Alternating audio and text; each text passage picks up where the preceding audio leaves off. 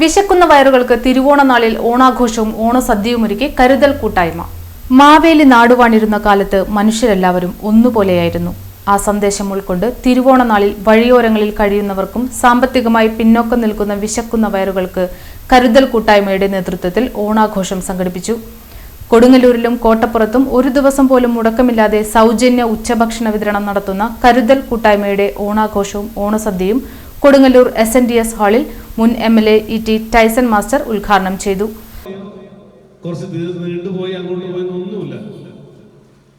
അത്രമാത്രം തീക്ഷ്ണമായിട്ടുള്ള വികാരമുള്ള ഒരു കാര്യമാണ് ഓണം സംബന്ധിച്ച്. ഓണത്തിന്റെ പഴയ ആളുകൾ ഓണത്തിനോടനുബന്ധിച്ചുള്ള എന്തെല്ലാം കാര്യങ്ങളാണ് പറയാൻ കഴിയാതെ. ഓണത്തിന് ചിലപ്പോൾ ഒരു പക്ഷെ അക്കാലങ്ങളിൽ ഏറ്റവും നിറവയറോടുകൂടി ഭക്ഷണം കഴിക്കുന്ന, എല്ലാം ഇഷ്ടപ്പെട്ട ഭക്ഷണം കഴിക്കുന്ന ഒരു ദിവസമാണ്. അതിനുശേഷം ഉച്ചയ്ക്ക് ശേഷമാണെങ്കിലും ആരും വെറുതെ ഇരിക്കില്ല. അങ്ങനെ അന്നത്തെ പ്രധാനപ്പെട്ട കളികൾ ഒരുപാട്, ഓണക്കളി മുതൽ കോട്ടവാറ് തുടങ്ങി ഒരുപാട് കളികൾ വ്യത്യസ്തമാണ്. അപ്പൊ കുട്ടികൾക്കുള്ള കളി വേറെ, ഊഞ്ഞാലാട്ടം വേറെ, അങ്ങനെ നാട് മുഴുവൻ ആഘോഷത്തിന്റെ തിമർപ്പിലാകുന്ന ഒരവസ്ഥയാണ് ഓണം എന്ന് പറയുന്നത്. ഓണത്തിനെ സംബന്ധിച്ചുള്ളൊരു മിത്ത് എന്ന് പറയുന്നത്, അല്ലെങ്കിൽ ഒരു ഐതിഹ്യം എന്ന് പറയുന്നത് നമുക്ക് എല്ലാവർക്കും അറിയാം. മഹാബലി ചക്രവർത്തിയെ കുറിച്ചുള്ള അല്ലെ, നല്ല നീതിമാനായിട്ടുള്ള, പൊളിയില്ലാത്ത, സത്യസന്ധനായ, അല്ലെ, കേരളത്തിനൊരു മോഡലായ ഭരണാധികാരി എന്ന് പറയുന്നത് മഹാബലിയെ കുറിച്ചാണ്.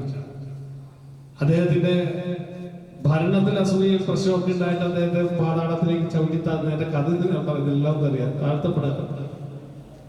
ഒരിക്കലും അദ്ദേഹം പ്രജകളെ കാണാനുള്ള അവകാശം, അല്ലെങ്കിൽ അങ്ങനെ ചോദിച്ചിട്ട് അദ്ദേഹം കാണാൻ വരുന്ന ദിവസമാണ് നമ്മുടെ ഈ ഓണമായി ആഘോഷിക്കുന്നതെന്ന് പറയാം.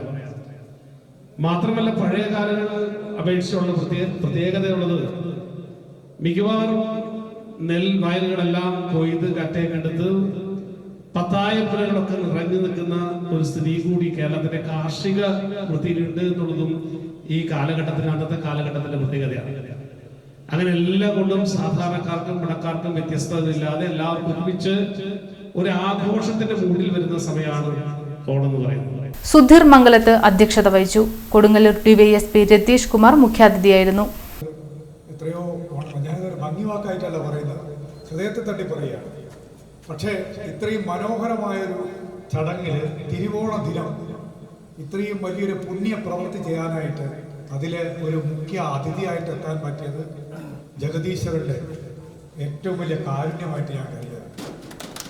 തീർച്ചയായിട്ടും ടൈസൺ മാസ്റ്റർ എനിക്ക് വളരെ ഇഷ്ടമുള്ളൊരു നേതാവാണ്. ഞാൻ ഒരുപാട് തവണ കേട്ടിട്ടുണ്ട്. ഇത്രയും ജനകീയനും ജനപ്രിയനും എന്നൊക്കെ പറഞ്ഞിങ്ങനെ വാ തോരാതെ ടൈസൺ മാസ്റ്ററെ കുറിച്ച് ഓരോരുത്തരും പറയും.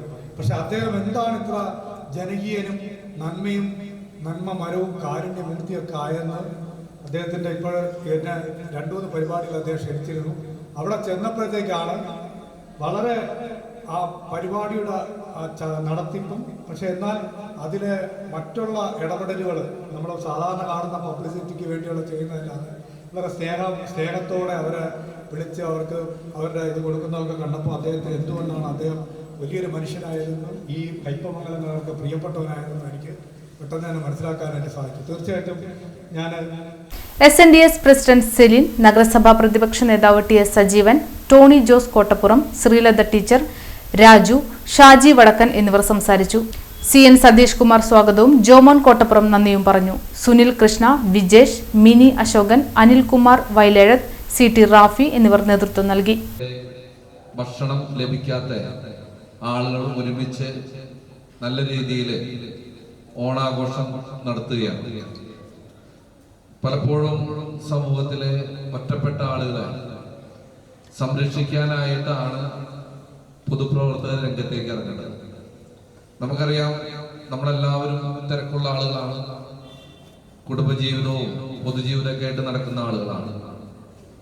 അതിൻ്റെ ഇടയ്ക്ക് കുറച്ച് സമയമെങ്കിലും പൊതുസമൂഹത്തിൽ ബുദ്ധിമുട്ട് അനുഭവിക്കുന്ന ആളുകൾക്ക് ഒരു കൈത്താങ്ങായി ഈ കരുതൽ കൂട്ടായ്മയുടെ മാതിരി നമ്മുടെ സമൂഹത്തിലെ പൊതുപ്രവർത്തകര് മാറണം എന്നാണ് എനിക്ക് സൂചിപ്പിക്കാനുള്ളത്.